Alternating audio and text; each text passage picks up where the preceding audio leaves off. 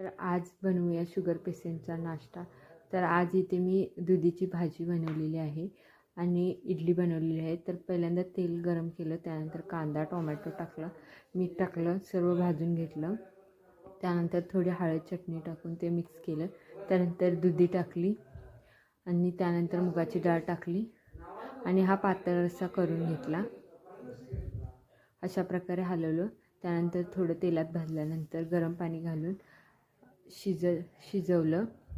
गरम पाणी घातल्याने खूप छान चव येते। त्यानंतर इथे बघू शकता हे इडलीचं पीठ आहे, छान असं फुगलंय। त्यानंतर इडल्या बनवून घेतल्या, अशा प्रकारे ठेवून देऊन बनवून घेतल्या। इडल्याही खूप छान बघू शकता, इडल्याही खूप छान फुगलेल्या आहेत। त्यानंतर अशा प्रकारे इडली आणि दुधीचा रस्सा नाश्ता होता। तुम्हाला कसा वाटला?